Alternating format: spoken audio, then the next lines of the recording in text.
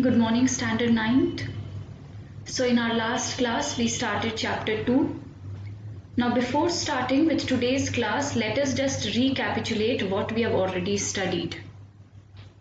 So in our last class, we studied about few important terms such as human resource, human capital formation, physical capital and physical capital formation, and gross national product. Students, these terms are very important. Please learn the definition of these terms.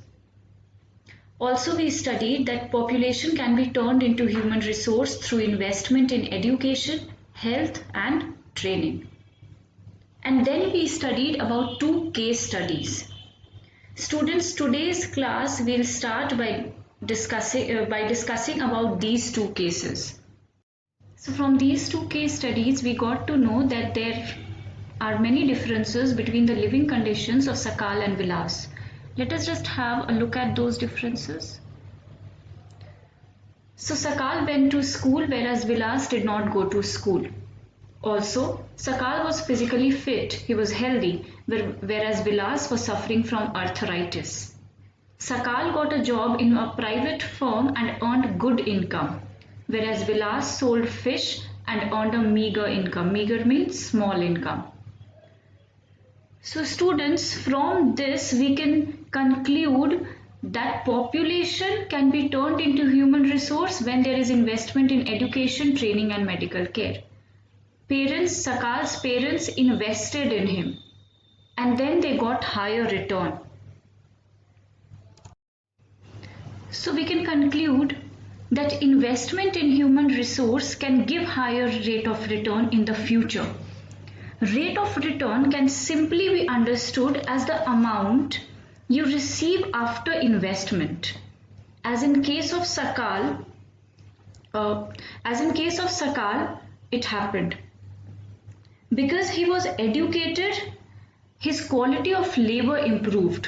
Quality of labor means his efficiency of working improved. He became a skilled labor. And then he was able to increase his productivity. He was able to produce good quality and good quantity of goods. And that added to the growth of economy. And through his education, he got his return in form of good salary. So that is why students, the investment in human resource, if there is an investment in human resource, we get higher rate of return in the future. Whatever you are investing, you will get more in future. Moving ahead, let us have a look at this cycle. So students, according to this cycle, good living standard will lead to good health and education. And this good health and education will lead to human capital formation.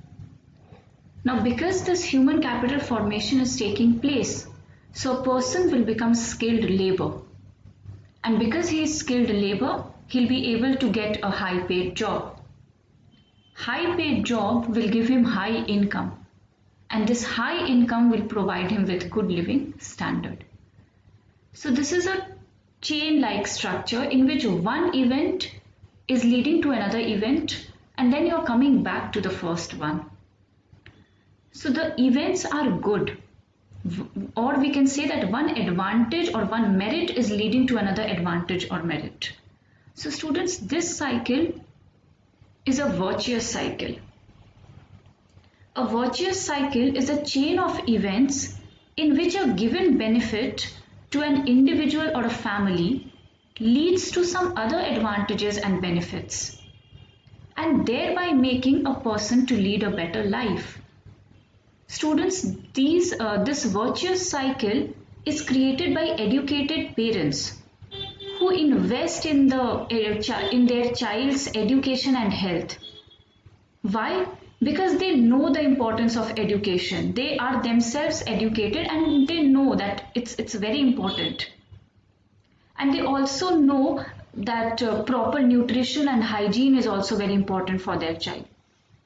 So they accordingly look after their children's need. Now let us have a look at another cycle. Here we'll talk about poverty. So if a person is poor or is living in poverty, so of course he won't be able to afford proper education, and he won't be able to get proper healthcare facilities. So because of poor education, that person will be illiterate. And because of illiteracy, he'll be an unskilled labor.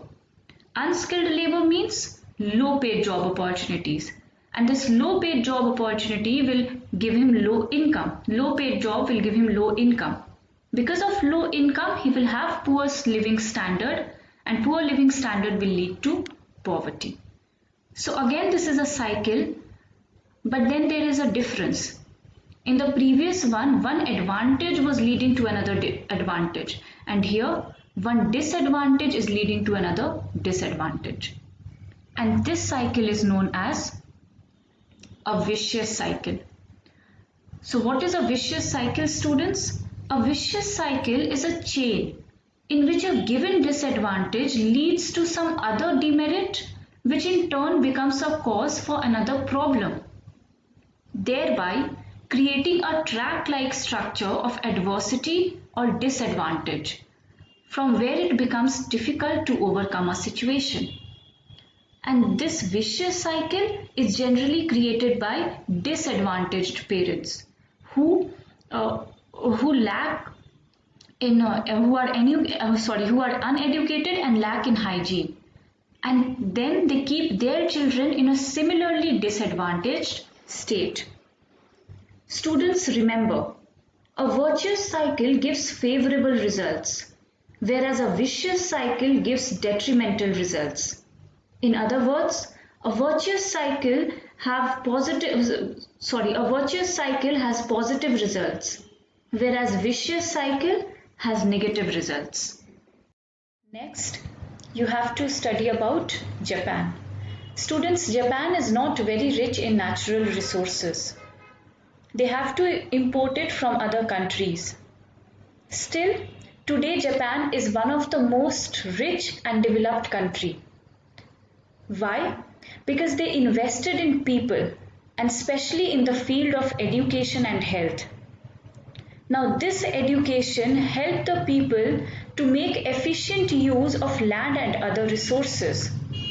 Also, because they were educated and healthy, they were able to work, and they evolved technology that made the country rich and developed.